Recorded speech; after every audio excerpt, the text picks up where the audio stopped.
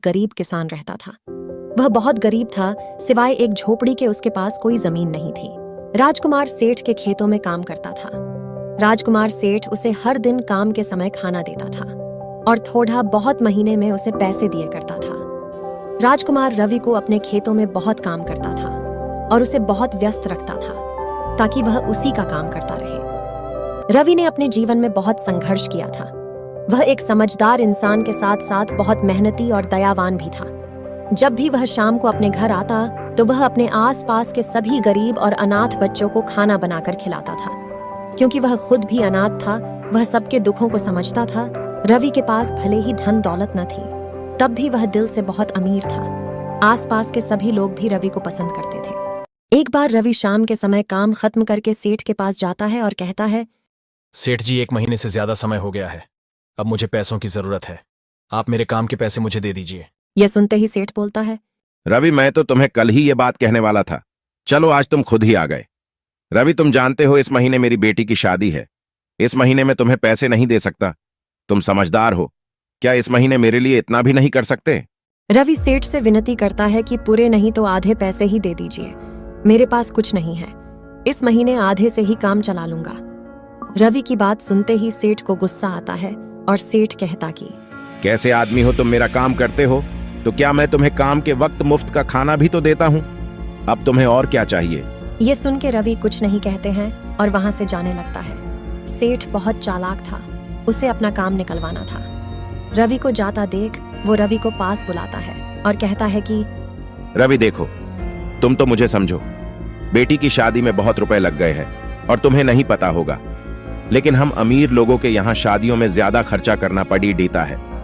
क्या तुम ये चाहोगे कि मेरी गांवों में बेइज्जती हो जाए? नहीं नहीं सेठ जी, मैं ऐसा क्यों चाहूंगा भला? तो रवि, अब तुम ही मेरी मदद कर सकते हो। क्या तुम शादी के कामों में भी मदद करने आओगे? और सेठ रोने का नाटक करने लगता है। रवि किसी को दुखी नहीं देख सकता था।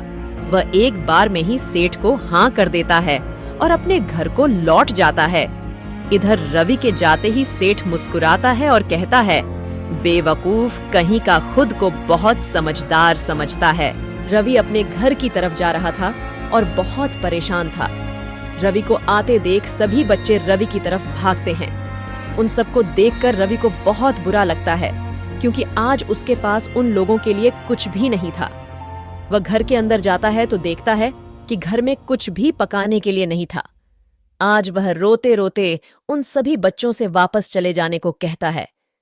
फिर रवि अकेले बैठे बैठे बहुत रोता है और ईश्वर से कहता है कि मुझे माफ कर दो, आज मैं इन बच्चों के लिए कुछ नहीं कर सका। रोते रोते रवि को नींद आ जाती है। फिर उसे एक सपना आता है। सपने में उसे एक बूढ़ी औरत दिखती है जो रवि से कहती है कि कल जब सूर्य अस्त होगा उस समय तुम सेठ के खेतों के पास वाले पेट DDH के नीचे केवल 1 फीट खोदना।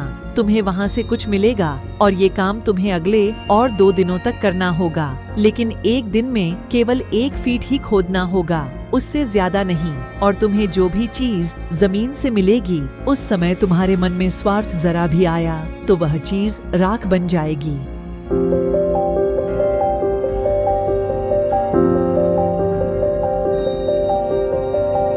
अगली सुबह जब रवि उठता है तो उसे वह सपना याद नहीं था। रवि जल्दी से खेतों की ओर चल देता है। वह खेतों में काम कर रहा था। दोपहर का समय था। रवि को बहुत तेज धूप थी। रवि को गर्मी लगी तो वह उसी पेड़ DDH के नीचे बैठ गया। अचानक उसे अपना सपना याद आया और रवि उठ के पेड़ के आसपास ध्यान से देखने लग गया। फिर उसे याद आया कि उसे ये काम सूर्यास्त के समय करना है। रवि फिर से काम में लग जाता है। जैसे ही सूर्यास्त होने वाला था वैसे ही रवि पेड़ज के पास आ जाता है। वह कुदाल चलाते हैं और जमीन खोदने लगता है। थोड़ा ही खोदने पे रवि को 2 चांदी के सिक्के मिले, जिनको देखते ही रवि बहुत खुश हुआ और रवि बच्चों के बारे में सोचने लगा और दोनों सिक्कों को लेकर घर की तरफ लौट आया। रवि एक दुकान से कुछ खाने का सामान लेता है और कल उसके पैसे लौटा देगा कह के घर आ जाता है। आज वह बच्चों के साथ खुशी खुशी खाना खाता है और चैन से सो जाता है। सुबह उठते ही रवि बाजार की तरफ चला जाता है और सेठ के यहाँ संदेश भिजवा देता है कि आज वह खेत नहीं जाएगा सेठ को शक होता है, कहीं रवि कहीं और तो काम नहीं करने लग गया।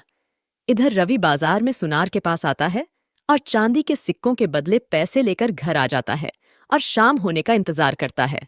सूर्यास्त से पहले ही रवि खेतों की तरफ पहुंच जाता है और फिर से वहीं पेड्यच के पास जाता है और सूर्यास्त होते ही खोदना शुरू कर देता है। थोड़ा ही गहराई में रवि को एक पोटली मिलती है जिसमें थोड़े सोने के सिक्के बंधे हुए थे। सोना देखकर रवि खुश हो जाता है और सोचता है कि इससे तो मैं कुछ अच्छा काम कर सकता हूँ और सभी अनाथ बच्चों को एक अच्छा जीवन दे सकता हूँ। रवि पोटली लेकर घर आ जाता है।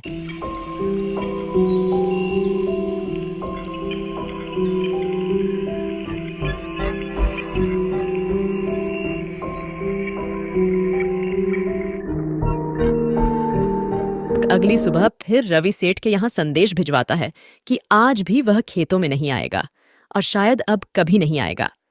कहकर रवि बाजार चले जाता है। अब सेठ को रवि पे शक होने लग गया और सेठ पता लगने लग गया कि रवि कहाँ जाता है। तो बहुत पता करने पे सेठ को पता चला कि रवि दिन में बाजार जाता है और किसी ने शाम को उसे सेठ के खेतों की तरफ जाते देखा। तो सेठ ने सोचा कि आज वह खुद रवि पे नजर रखेगा। सूर्यास्त से पहले रवि फिर से खेतों की तरफ जा रहा था। सेठ भी उसका पीछा करने लग गया और छुपकर सब देख रहा था। जैसे ही सूर्यास्त हो रहा था, रवि ने जमीन खोदना शुरू कर दिया और थोड़ा ही खोदने पे रवि को एक गड्ढा मिला। रवि ने जैसे ही गड्ढा हाथ में लिया, वैसे ही सेठ ने रवि के हाथों से गड्ढा छीन लिया और हंसने लग गया। सेठ रवि से कहने लगा, तुम तो बहुत चालाक निकले। मैं तो तुम्हें सीधा समझ रहा था, लेकिन तुम तो गड्ढे खजाने की ताक में बैठे थे। इतने दिनों से और आज तुम्हें मौका मिला, लेकिन अफसोस कि अब ये गड्ढा मेरा है। जरा देखो तो इसमें क्या है। सेठ जैसे ही गड्ढे के ऊपर रखा कपड़ा हटाता है, सेठ की आंखें फटी की फटी रह जाती है। गड्ढे में बहुत सोना भरा हुआ था। सेठ ये देखकर खुश हो जाता है और सोचने लगता है कि अब मैं पूरे गांव का सबसे अमीर आदमी बन जाऊंगा और पूरे गांव पे मेरा ही राज चलेगा। यह सोचते ही सेठ गड्ढे को देखता है तो गड्ढे में राख भरा हुआ था। सेठ एकदम से डर जाता है। ये कैसे हो सकता है? इसमें तो सोना था, अचानक इसमें राख कहां से आ गया? सेठ जी, आपको क्या हो गया है? इसमें तो राख ही था, आपको ही सोना दिखाई दे रहा था। रवि हंसते वहां से जाने लगता है। तभी सेठ रवि पे चिल्लाता है और कहता है कि ज्यादा खुश होने का दिखावा मत करो। तुम्हारे हाथ भी कुछ नहीं लगा है और कल से मेरे पास काम के लिए मत आना। अब मैं देखूंगा कि कैसे तुम्हें काम के लिए भटकना पड़ेगा। रवि ये सब सुनकर भी मुस्कुराता हुआ वह से चला जाता है, क्योंकि रवि को इतना धन मिल चुका था कि उसे किसी के यहाँ काम नहीं करना पड़ेगा।